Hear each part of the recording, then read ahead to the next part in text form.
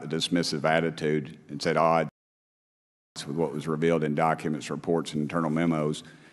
And Mr. Cabral says, as he writes these words, the UFO is emerging as a major topic of global importance. I can state that as a fact. Out there, I met a fellow who came in here all the way from Denmark to be here for this meeting. So this is huge. This is worldwide. I think we suspect what's going on, but I'd also like to thank the members of Congress who have supported our efforts to make this hearing happen. Some have even confided to me that they've had UFO sightings of their own. Those members, of course, some of them wish to remain anonymous, and I'll keep it that way. But also, finally, I'd like to thank these three brave witnesses here. They took an oath. They took an oath to uphold the Constitution of the United States, and dadgummit, they're doing it. And we owe them a debt of gratitude.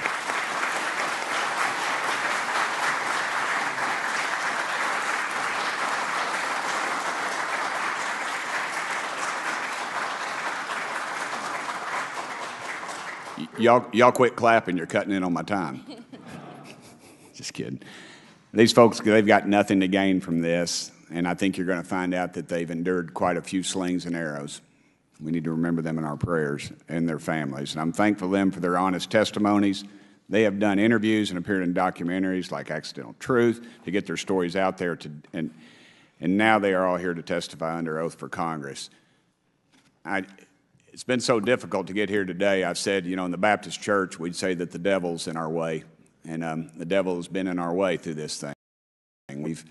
We've run into roadblocks from members, from the intelligence community, the Pentagon. I proposed legislation to go in the FAA reauthorization that just said if an airline pilot has a sighting, that when he makes that report to the FAA, that it would come to Congress. But I was told that the intelligence community did not like that, and the amendment was not even heard in committee.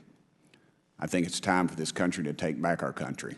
We need to tell the folks at the Pentagon they work for us. Dadgummit, we don't work for them.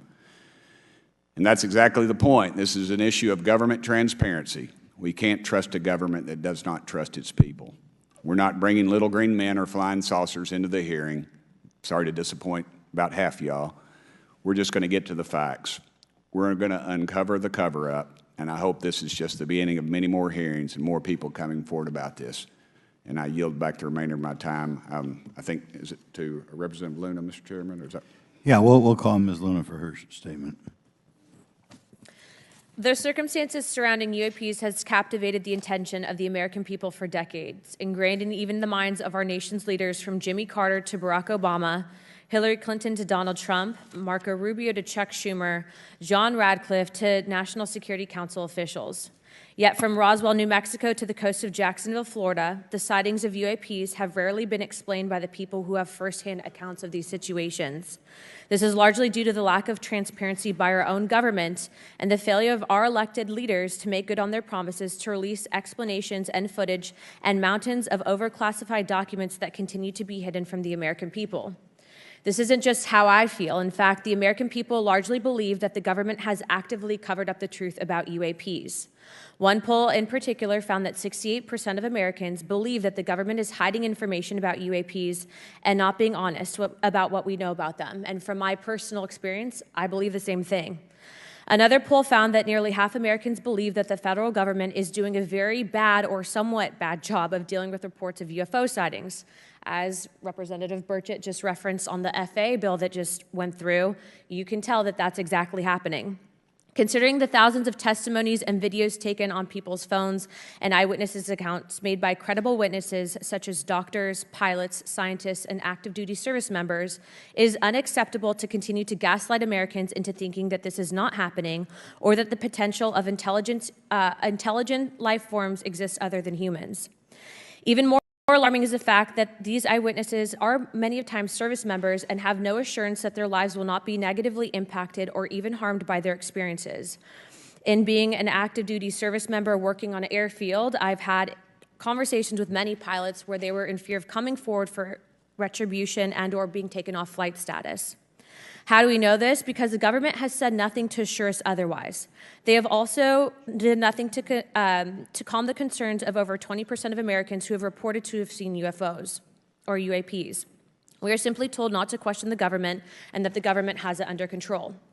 Today is the first hearing of its kind where we will attempt to get down to the bottom of what is actually happening with UAPs. But we will hear from people who have had personal sightings rather than Pentagon bureaucrats who have always been sent to stonewall our investigations. Just so that the press knows and the people know, we were even denied access to a classified briefing in a SCIF prior to this hearing due to the amount of hoops that we had to jump through to grant temporary clearance to witness Grusch, who has knowledge of classified information. It is time to have an open-minded discussion on this topic, to hear the evidence and understand the magnitude of what this means, not just for our nation, but for humanity. Thank you, Chairman. I yield back the rest of my time. Thank you very much, and I'd like to thank you and Mr. Burchett for bringing this topic to my attention. Now we'll recognize National Security Subcommittee Ranking Member Garcia for 10 minutes. Well, thank you, Mr. Chairman, and I want to thank first our witnesses for joining us today. I want to begin by thanking you all for your service to our country and for sharing your voices today and your courage to be here as well. To Mr. Graves, particularly grateful to you to spend some time that we had for you to share with candor some of your experiences, so I appreciate that as well. I do want to thank all the members of our subcommittee today and also those that are here and have waved on for their incredible interest in this issue, particularly to Congressman Burchett. I know that your leadership has brought us to this place today, and I want to thank you for that, as well as everyone else that's been engaged in this work. I also want to thank the oversight staff, who I know has been working very hard to ensure that today's hearing is serious, that it's transparent, and that it also provides appropriate answers, as our oversight body always demands. Now, it's really important that we're here in a bipartisan way to have this conversation, which really, to the heart of it, is about national security and key to the subcommittee's core purpose. This is the subcommittee on national security of the Oversight Committee. Now, our witnesses will testify today that UAPs have posed a serious safety threat, and we must understand this. More broadly, we're dealing with real questions that get to the heart of our faith in government. Faith in our institutions, as we all know, is at an all-time low. Partisanship and alternative facts make it too easy to doubt narrative or our institutions. But this hearing will offer the public unique perspectives, building on years of reporting by both federal agencies and the independent media. Now, some of the earliest reporting on this issue was a groundbreaking 2017 New York Times report, which revealed research, as we know now, on unidentified anomalous phenomena, or as many call UFOs, by the Defense Intelligence Agency. Mr. Graves and Commander Fravors' experiences with UAPs have also been documented by the public, not just by the New York Times, but CNN and many other national news outlets. Now, the Office of the Director of National Intelligence has published public reports documenting UAPs, and on June 9, 2022, NASA announced that the agency is commissioning a study to, of course, examine unidentified anomalous phenomena. Now, the sheer number of reports, whistleblowers, and stories of unidentified anomalous phenomena should raise real questions and warrant investigation and oversight, and that's why we are here today. Now, pilots have reported encounters for years.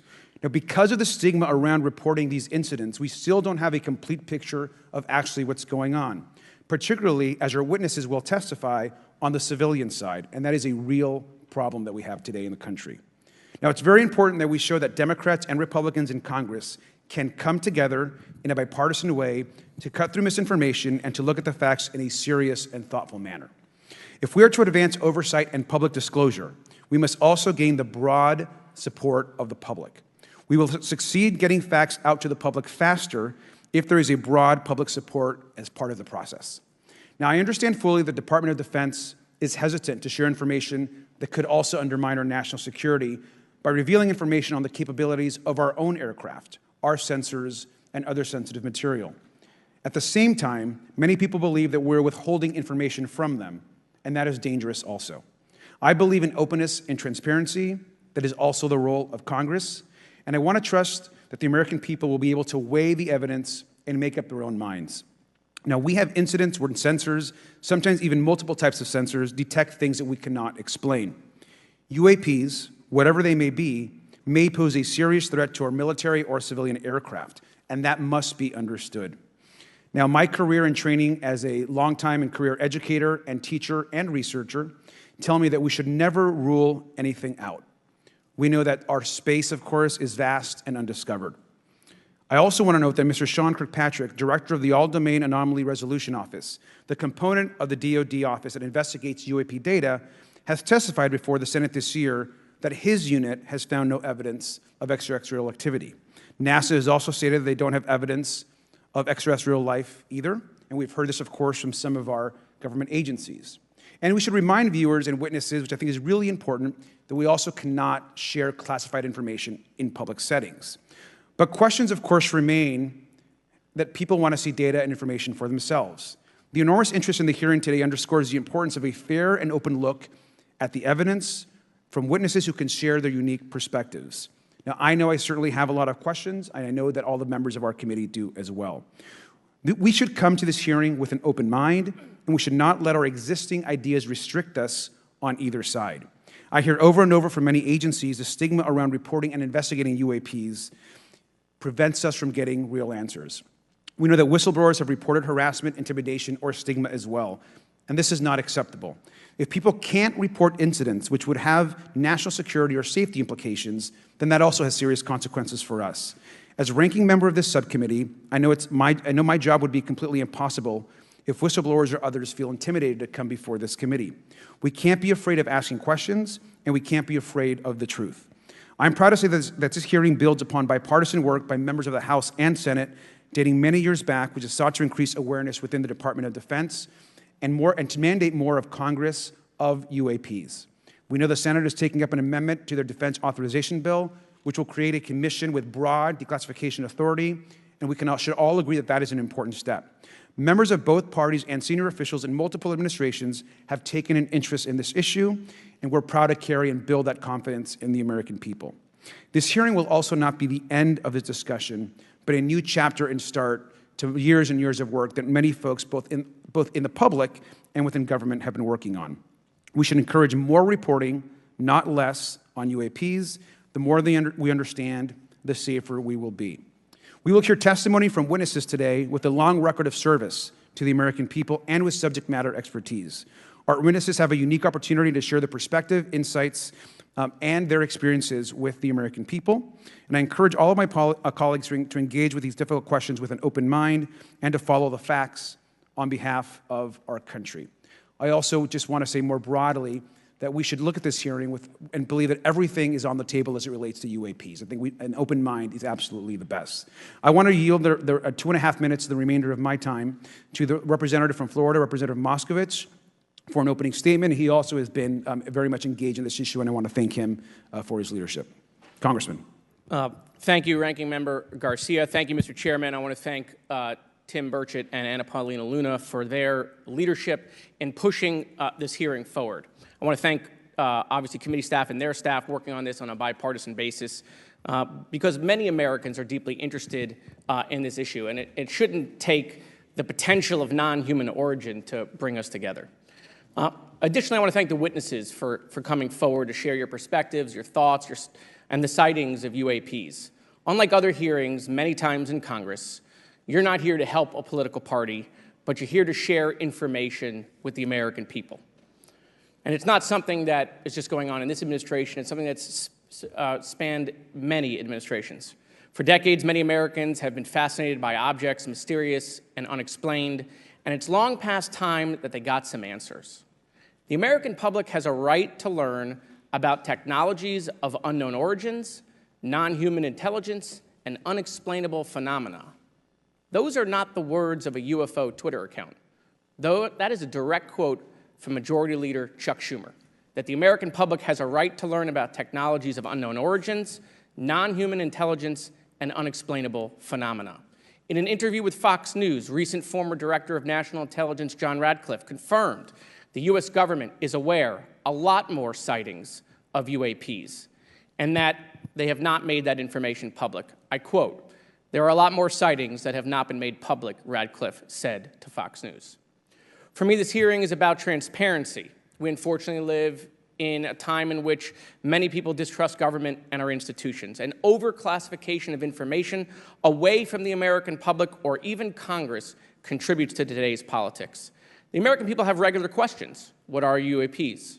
How come the media doesn't report more on them? Are they foreign adversaries? Are they U.S. technology? Are they something else? They ask themselves, how come when a Russian jet shoots flares at one of our drones, we have perfect pictures and videos to show the American people and the world, but when it comes to UAPs, nothing? Of course, we must always protect our national security to maintain our superiority, like when stealth helicopters were only rumored to exist but were used in the Osama bin Laden raid in 2011. But we can't allow that to be used as a shield to keep the American people completely in the dark from basic truths. The American people deserve to hear more about special access programs.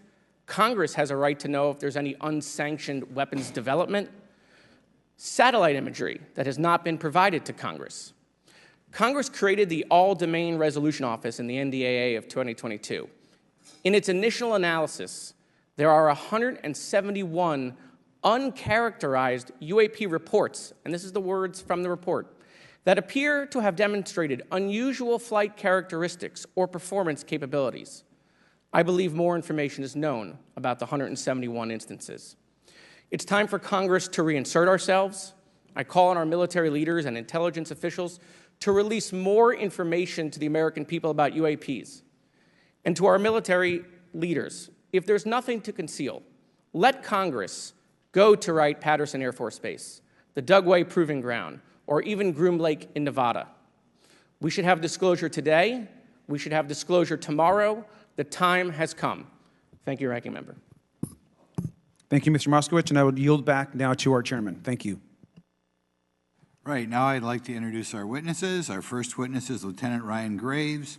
He's the Executive Director of Americans for Safe Aerospace. Lieutenant Graves is also a former U.S. Navy F-18 pilot with his own UAP experience. The next witness, David Grusch, is a former senior intelligence officer with the National Geospatial Intelligence Agency and was a senior technical advisor for UAP issues. And finally, retired Navy Commander David Fravor, squadron leader who worked as a naval aviator for 18 years. Mr. Fravor has his own UAP experience, known as the TikTok event. I look forward to hearing from all three of you today. Pursuant to Committee Rule 9G, the witnesses will please stand and raise their right hands. Do you solemnly swear or affirm that the testimony you are about to give is the truth, the whole truth, and nothing but the truth, so help you God? Let the record show that all the witnesses answered in the affirmative. You may be seated. We appreciate you all being here today and look forward to your testimony. I'll remind the witnesses that we have read your written statements and they will appear in full in the hearing record. Please try to limit your oral statements to 5 minutes. As a reminder, please press the button on the microphone in front of you so that it's on and the members can hear you. When you begin to speak, the light in front of you will turn green. After 4 minutes, it'll turn yellow, and the red light, when that comes on, it tells you your 5 minutes have expired. I'll now recognize Mr. Graves for 5 minutes for your opening statement. Thank you. Chairman Grothman, Ranking Member Garcia, distinguished members of the House Oversight Subcommittee on National Security, Representatives Burchett and Luna. My name is Ryan Fobbs Graves, and I'm a former F-18 pilot with a decade of service in the U.S. Navy, including 2 deployments in Operation Enduring Freedom and Operation Inherent Resolve. I have experienced advanced UAP firsthand, and I'm here to voice the concerns of more than 30 commercial aircrew and military veterans who have confided their similar encounters with me. Today, I would like to highlight 3 critical issues that demand our action. As we convene here, UAP are in our airspace, but they are grossly underreported. These sightings are not rare or isolated, they are routine. Military aircrew and commercial pilots, trained observers whose lives depend on accurate identification, are frequently witnessing these phenomena. The stigma attached to UAP is real and powerful and challenges national security. It silences commercial pilots who fear professional repercussions, discourages witnesses, and is only compounded by recent government claims questioning the credibility of eyewitness testimony. Parts of our government are aware of more about UAP than they let on, but excessive classification practices keep crucial information hidden. Since 2021, all UAP videos are classified as secret or above. This level of secrecy not only impedes our understanding, but fuels speculation and mistrust. In 2014, I was an F-18 Foxtrot pilot in the Navy Fighter Attack Squadron 11, the Red Rippers, and I was stationed at NAS Oceana in Virginia Beach. After upgrades were made to our jet's radar systems, we began detecting unknown objects operating in our airspace. At first, we assumed they were radar errors, but soon we began to correlate the radar tracks with multiple onboard sensors, including infrared systems, eventually through visual ID. During a training mission in Warning Area Whiskey 72, 10 miles off the coast of Virginia Beach, two F-18 Super Hornets were split by a UAP. The object, described as a dark gray or a black cube inside of a clear sphere, came within 50 feet of the lead aircraft and was estimated to be 5 to 15 feet in diameter. The mission commander terminated the flight immediately and returned to base. Our squadron submitted a safety report, but there was no official acknowledgement of the incident and no further mechanism to report the sightings. Soon, these encounters became so frequent that aircrew would discuss the risk of UAP as part of their regular pre-flight briefs. Recognizing the need for action and answers, I founded Americans for Safe Aerospace. The organization has since become a haven for UAP witnesses who were previously unspoken due to the absence of a safe intake process. More than 30 witnesses have come forward, and almost 5,000 Americans have joined us in the fight for transparency at safeaerospace.org. The majority of witnesses are commercial pilots at major airlines. Often, they are veterans with decades of flying experience. Pilots are reporting UAP at altitudes that appear above them at 40,000 feet, potentially in low Earth orbit or in the gray zone below the Kármán line, making inexplainable maneuvers like right-hand turns and retrograde orbits or J-hooks. Sometimes these reports are reoccurring, with numerous recent sightings north of Hawaii and in the North Atlantic. Other veterans are also coming forward to us regarding UAP encounters in our airspace and oceans. The most compelling involve observations of UAP by multiple witnesses and sensor systems. I believe these accounts are only scratching the surface, and more will share their experiences once it is safe to do so. In closing, I recognize the skepticism surrounding this topic. If everyone could see the sensor and video data I witnessed, our national conversation would change. I urge us to put aside stigma and address the security and safety issue this topic represents. If UAP are foreign drones, it is an urgent national security problem. If it is something else, it is an issue for science. In either case, unidentified objects are concerned for flight safety. The American people deserve to know what is happening in our skies. It is long overdue. Thank you. Mr. Grusch. Mr. Chairman, ranking members and congressmen, thank you. I'm happy to be here. This is an important issue, and I'm grateful for your time. My name is David Charles Grusch. I was an intelligence officer for 14 years, both in the U.S. Air Force, both active duty, Air National Guard, and Reserve, at the rank of major, and most recently from 2021 to 2023, at the National Geospatial Intelligence Agency, NGA, at the GS-15 civilian level, which is the military equivalent of a full bird colonel.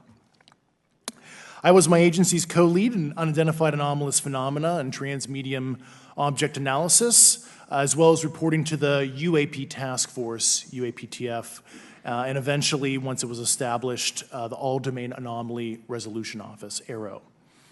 I became a whistleblower through a PPD-19 urgent concern filing in May 2022 with the Intelligence Community Inspector General.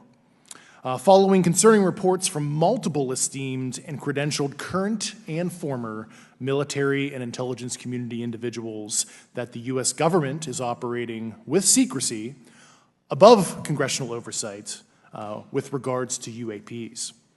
My testimony is based on information I've been given by individuals with a long-standing track record of legitimacy and service to this country, many of whom also have shared compelling evidence in the form of photography, official documentation, and classified oral testimony to myself and my various colleagues. I have taken every step I can to corroborate this evidence over a period of 4 years while I was with the UAP Task Force and do my due diligence on the individual sharing it. This is because of these steps, I believe strongly in the importance of bringing this information before you. I am driven by a commitment of both to truth and transparency, rooted in our inherent duty to uphold the United States Constitution and protect the American people. I'm asking Congress to hold our government to this standard and thoroughly investigate these claims.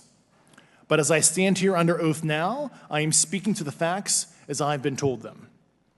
In the U.S. Air Force, in my National Reconnaissance Office, NRO, reservist capacity, I was a member of the UAP Task Force from 2019 to 2021.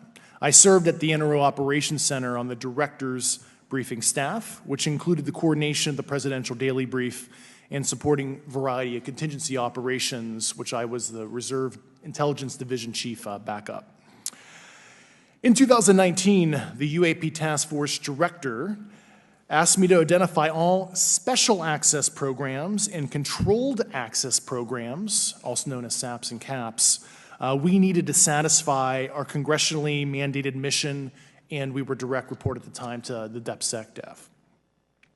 At the time, due to my extensive executive level intelligence support duties, I was cleared to literally all relevant compartments and in a position of extreme trust, both in my military and civilian capacities.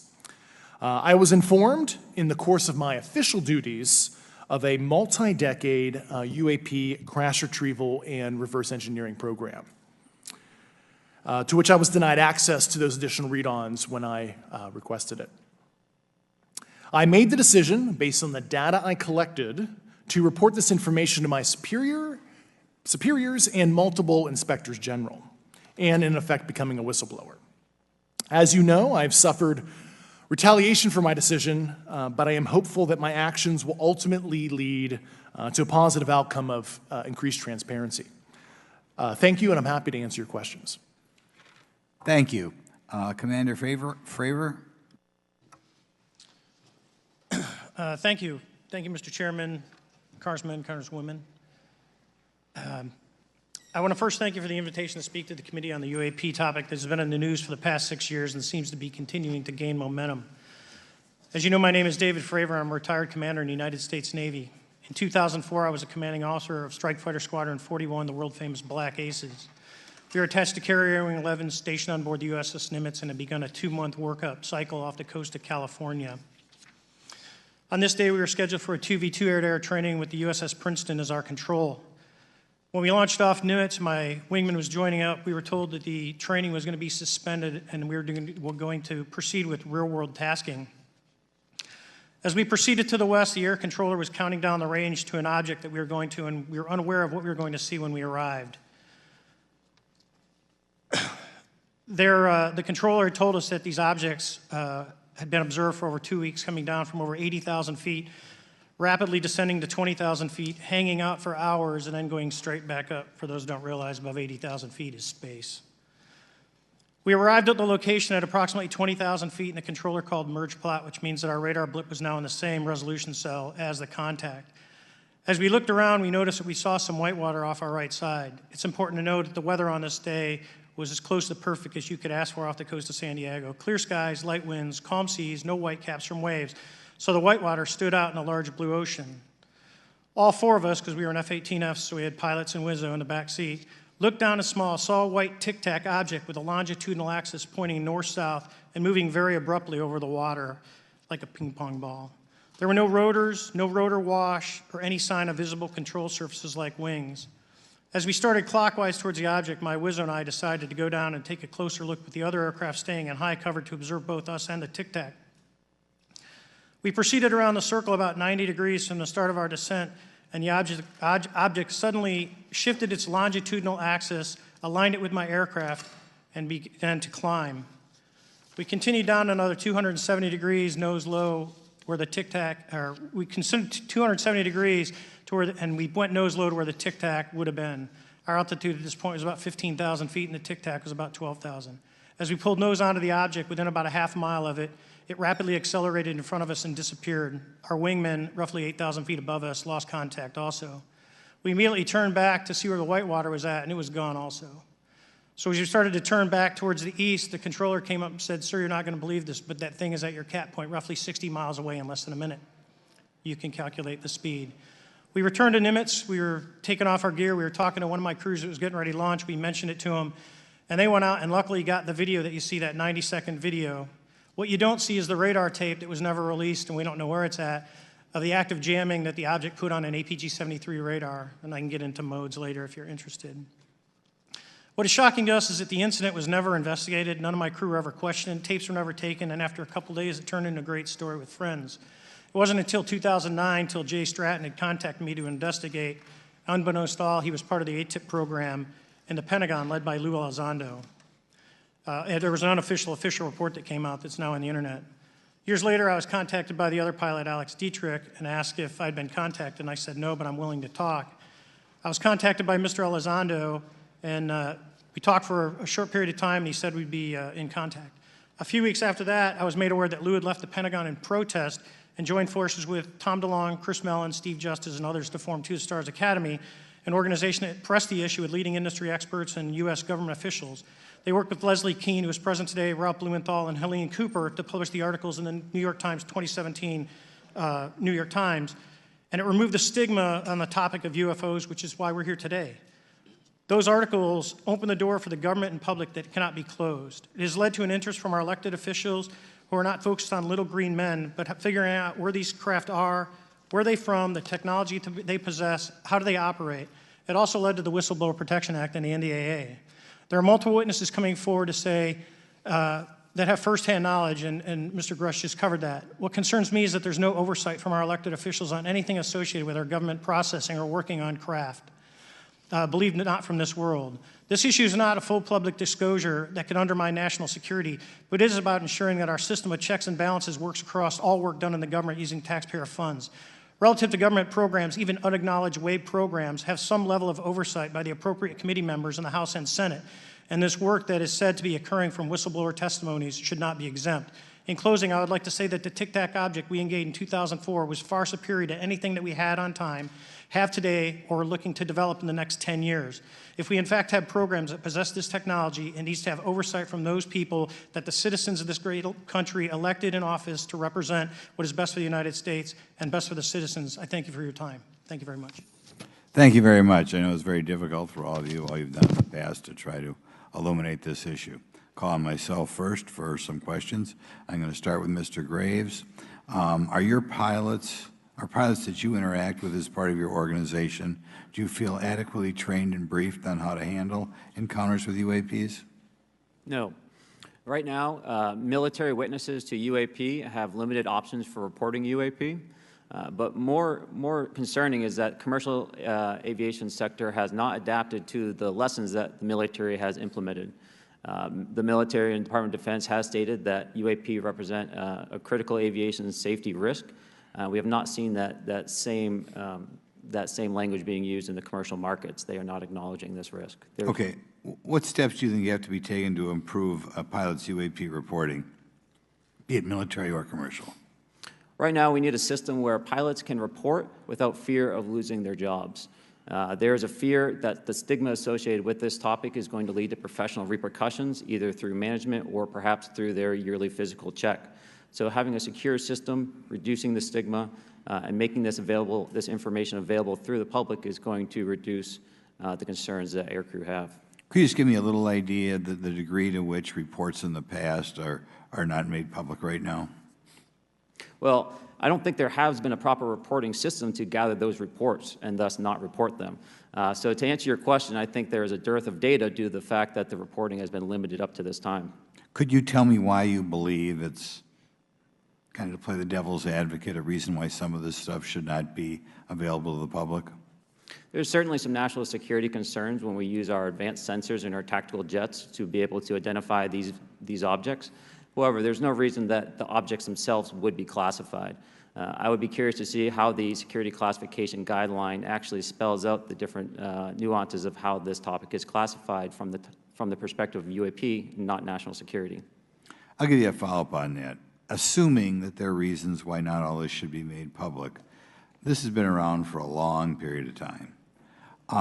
Can any of the three of you think of any reason why anything related to UAPs, say 15 years and back, should not be immediately made public? I think one of it is acknowledging a vulnerability, both from a collection and I'll just say a countermeasure perspective. So it's that we haven't cracked for many years. Yeah. Even say 20 years back. Is there any reason why, when you go back that far, things shouldn't be made public? Unless it shows a specific national security vulnerability as it relates to a weakness in a particular defense system. Okay, Mr. Fravor, the Tic Tac incident that you were engaged occurred in 2004. What kind of reporting took place after that incident? None. We had a standard debrief where the backseaters went down to our carrier intel center and briefed what had happened, and that was it. No one else talked to us, and I was in the top 20 in the battle group. No one came. The captain was aware, the admiral was aware, nothing was done. Your commanding officers provide any sort of justification? No, because I was the commanding officer of the squadron, so no. Was this incident the only UAP event that you encountered while you were a pilot? Yes, it was. Okay. This is for any one of you. Based off of each of your experiences and observations, do you believe UAPs pose a potential threat to our national security? Yes, and here's why. The technology that we faced was far superior than anything that we had, and you could put that anywhere. If you had one, you captured one, you reverse engineered it, you got it to work, you're talking something that can go into space, go someplace, drop down in a matter of seconds, do whatever it wants, and leave, and there's nothing we can do about it. Nothing. Okay. You two? Well, I would also like to add, from a commercial aviation and military aviation perspective, we deal with uncertainty in our operating space as a matter of our professional actions. Identifying friend from foe is very important to us.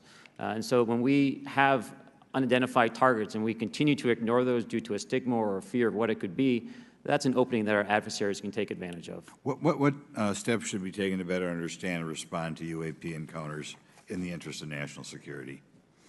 There needs to be a location where this information is centralized for processing, and there needs to be a two-way communication loop so that operators on the front end have a feedback and can get best practices on how to process information, what to do, and to ensure that their reporting is being listened to. Right now, there is not a lot of back and forth. Mr. Grusch, in your complaint to the Intelligence Community Inspector General, you claim that you believe information is being hidden.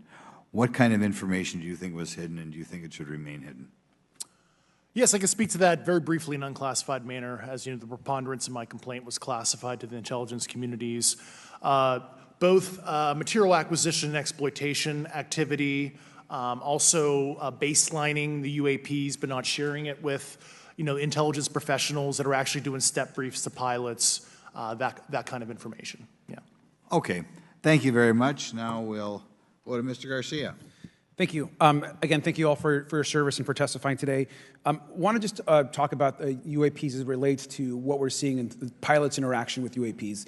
Particularly, Mr. Graves, one of the, I think, concerns for members of this committee is this idea that pilots, there's no system to actually report UAPs and the stigma around pilots. And so can you just briefly, you mentioned that you're working with 30 pilots right now that have had encounters with UAPs, but you've also, I believe, discussed and know of many more pilots. This is just those that you're currently working with. Is that correct? Can you expand on that?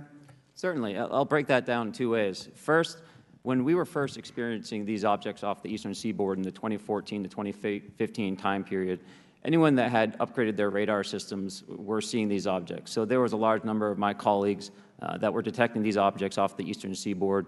They were further correlating that information with their other onboard sensors, and many of them also had their own eye sightings as well of these objects.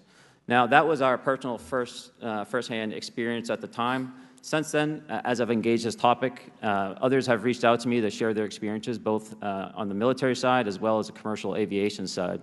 On the military aviation side, veterans that have recently got out have shared their stories and have expressed how the objects we were seeing in 2014, 2015 continued all the way to 2019, 2020, and beyond. And so it became a generational issue for naval aviators on the eastern seaboard.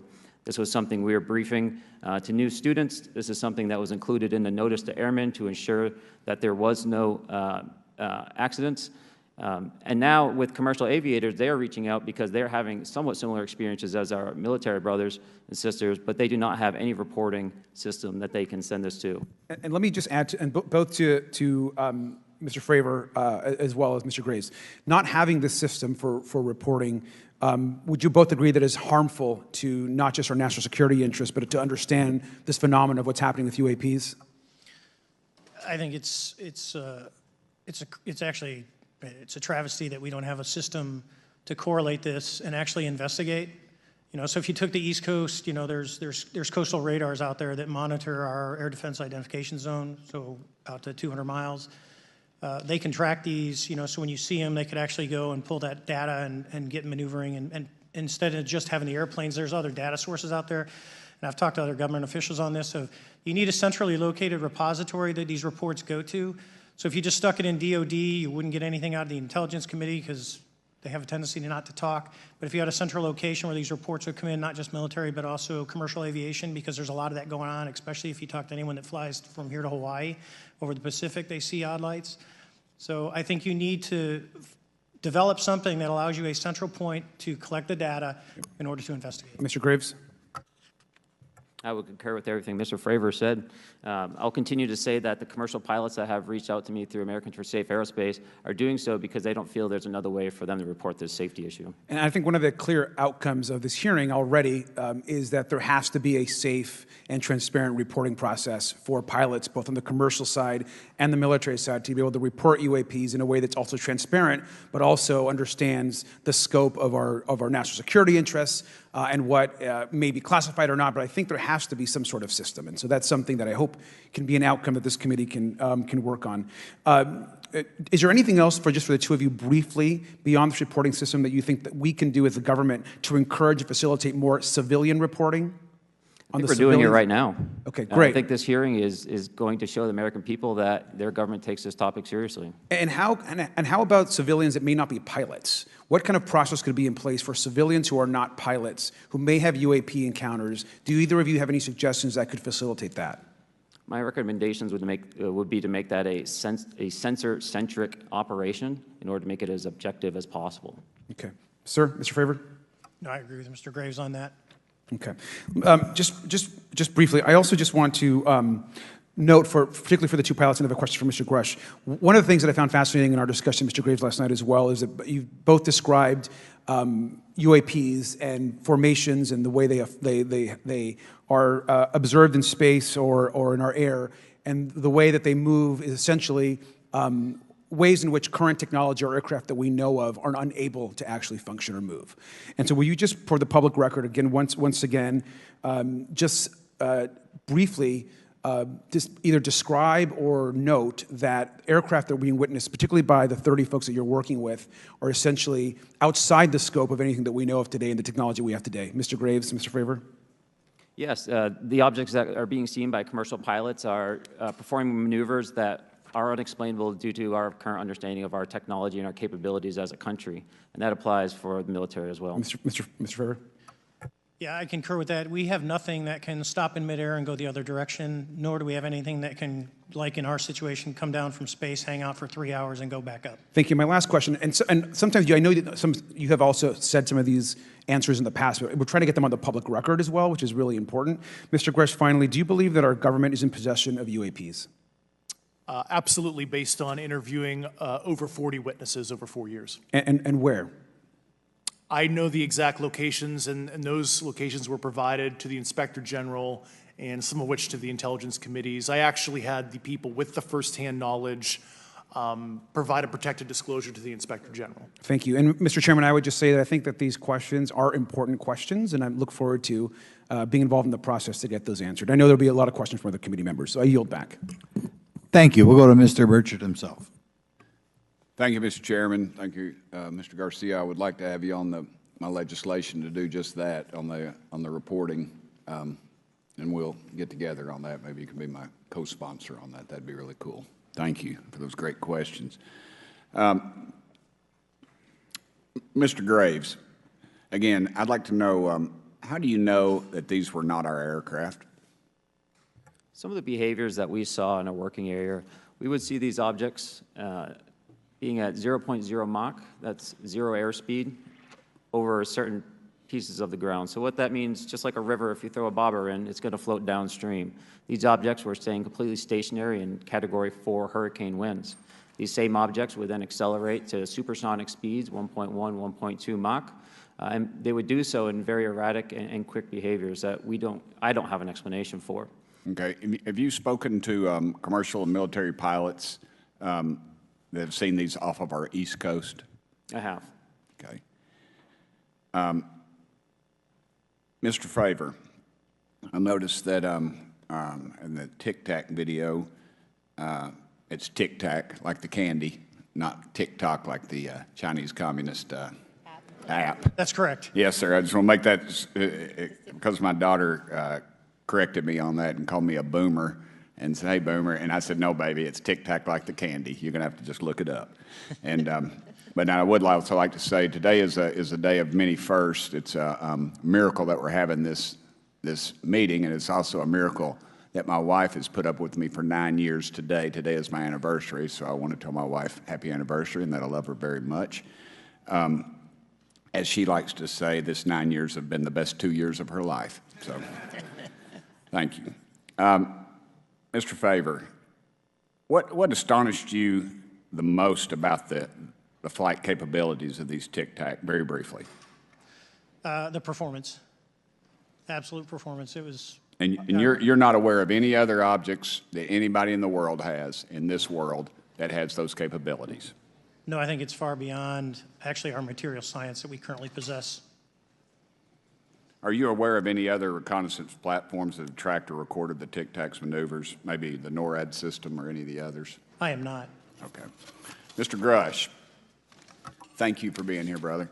Thank you all very much. Have you faced any retaliation or reprisals for any of your testimony or anything on these lines? Yeah, I have to be careful what I say in detail because there is an open whistleblower reprisal investigation on my behalf, and I don't want to compromise that investigation by providing anything that may help provide somebody information. But it was very brutal and very unfortunate, some of the tactics they used to hurt me both professionally and personally, to be quite frank. Yeah. It's very unfortunate, as they say, when you're over the target, that's when they do the most firing at you. Do you have any personal knowledge of people who have been harmed or injured in efforts to cover up or conceal these extraterrestrial technology? Yes. Personally. Have anyone been murdered that you would that you know of or have heard of, I guess? I have to be careful asking that question. I directed people with that knowledge to the appropriate authorities. Maybe in a, if we could get in a confidential area, SCIF, we could talk about that. But unfortunately, we were denied access to the SCIF, and that's very unfortunate in this scenario. Mr. Favor, do you believe that you witnessed an additional object under the water in relation to your encounter? I will say we did not see an object. There was something there to cause the whitewater, and when we turned around, it was gone. So there was something there that obviously moved. Okay, it was not the same object though that you were looking at, correct? No, we actually joked that the Tic Tac was communicating with something when we came back, and because the whitewater disappeared. We were in another instance. We're told about the capabilities of a jamming during viewing of when there were some people chasing some of these objects. Did you experience any of that jamming or interrupting your radar or weapons system? My crew that launched after we landed experienced significant jamming to the APG-73 radar, which was what we had on board, which is a mechanically scanned, very high-end system prior to the APG-79. And yes, it did pretty much everything you could do: range, velocity, aspect, and then it spit the lock, and the targeting pod is passive. That's what we were able to get the video on. I'm about to run out of time, but are you aware of any of our enemies that have that capability? No. Okay. I would also like to note for the record that, like George Knapp, breaking Area 51, he's the reason I knew about that, and the reason I know about the Tic Tacs is Leslie Keene from New York Times article, and I would encourage everybody to read that. Thank you, Mr. Chairman. I yield back to you for no time. Very good. Mr. Raskin? Thank you, Mr. Chairman. Mr. Graves, you reported UAP encounters during training flights, I think, and have since come forward to warn the Pentagon that these encounters may be putting pilots at risk. My first question is, you've identified these as taking place on the East Coast. Is it just on the East Coast where these encounters have been reported? No. Since the events initially occurred, I've learned that the objects have been detected essentially where all operations, Navy operations, are being conducted across the world. And that's from the All Domain Anomaly Resolutions Office reporting. All right, can you describe your experience after you decided to come forward and go public with your experience? Certainly. Like many others, in 2017, I saw the New York Times article come out as well. And for me, it was special because I recognized the voices on the video. I recognized the video itself. I had seen it when it was taken. I'd seen it when it was debriefed. And so that was kind of shook me because I realized that this problem was still ongoing. And so I reached out to colleagues back on the East Coast and realized that this was still a safety risk that they were dealing with, that they had essentially hit a wall with how they could move forward on this conversation. It was at that point when I decided to try to move the conversation forward myself. Are there common characteristics to the UAPs that have been cited by different pilots, and can you describe what the convergence of descriptions is? Certainly. We were primarily seeing dark gray or black cubes inside of a clear sphere. I'm sorry, dark gray or black cubes? Yes, inside of a clear sphere, where the apex or tips of the cube were touching the inside of that sphere. And that was primarily what was being reported when we were able to gain a visual tally of these objects. And that occurred over almost 8 years. And as far as I know, it's still occurring. So I take it that you're arguing what we need is real transparency in a reporting system so we can get some clarity on what's going on out there, because there are many pilots in your situation, but we should have a way of developing a systematic inventory of all of such encounters. Is that right? Yes, and I think we need both transparency and the reporting. We have the reporting, but we need to make sure that information can be promulgated to commercial aviation as well as the rest of the populace. Mr. Grusch, what about you? What was your experience after you came forward? Well, it's only been about 2 months or so, so I guess my experience has been overwhelming support from former colleagues of mine that have privately messaged me, and I do appreciate that. But I do have knowledge of active planned reprisal activity against myself and other colleagues, and it's very, very upsetting to me. Coming from where? Certain senior leadership at previous agencies I was associated with. And that's all I'll say publicly, but I can provide more details in a closed environment. Okay. Well, I hope you understand that there would be bipartisan rejection of any attempt to vilify, demonize, or engage in other reprisals against our witnesses and people who are telling the truth from their perspective. Yeah, there were certain colleagues of mine that were brutally administratively attacked, and it actually makes me very upset as a leader to see that happen to other coworkers and actually superiors of mine over the last 3 years. How do you account for that response? That seems like a bizarre response. I call it administrative terrorism. That's their quiver, their tool in the toolbox to silence people, especially the career government service cares about their career, cares about their clearance, their reputation to climb the ladder. And when you threaten that career path, a lot of people back off. But I'm here to represent those people. So, Mr. Fravor, what about you? What has your experience been since you've come forward with your perspective on this? Actually, I've been treated very well. And the 6 people that were involved, myself included, all of them have or will be retiring from the military as 05s or 06s. And all my friends that are very senior, 3 and 4 stars, I've talked to them. They believe, they understand there's a problem. But no, I was actually treated really well.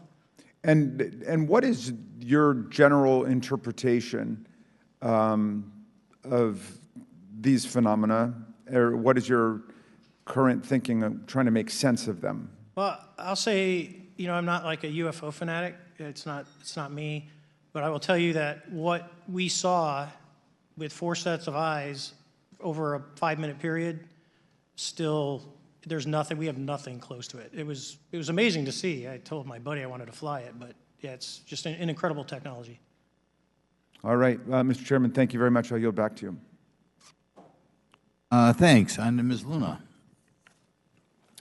Mr. Grusch, in speaking to you yesterday, I just wanted to follow up on Representative Raskin's questions.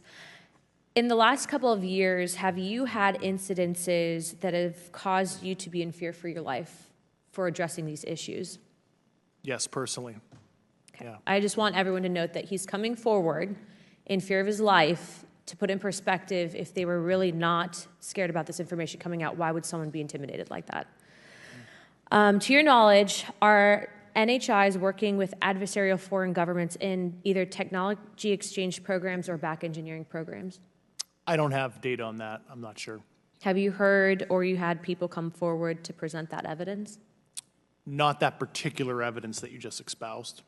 Okay, on the 19th of April, Dr. Kirkpatrick, head of AARO, had said that he did not find any evidence of UAPs. You also stated that you had, in your interview, that you had briefed him on information that you were uncovering, but that he did not follow up with you. Were the items that you divulged to him pertinent to national security? Yes, him and I had a classified conversation in April 2022 before he took over AARO in July 2022, and I provided him some concerns I had. Do you know why he might not have followed up with you? Unfortunately, I cannot read his mind. I wish he did. I was happy to give sage counsel to him on where to look when he took the helm of AARO. Okay, and then my last question for you before I move to Mr. Graves is you received prior approval from the Defense Department to speak on certain issues, correct? Correct, through DOPSR, DoD Pre-Publication and Security Review, and I just want to remind the public, they're just looking from a security perspective. These are my own personal views and opinions, not the department's. Okay, I'm asking that though mainly because I think that there are many people that would like to discredit you. So it does bring a certain amount of credibility to your testimony. I'm required by law to do that as a former intelligence officer, or I go to jail.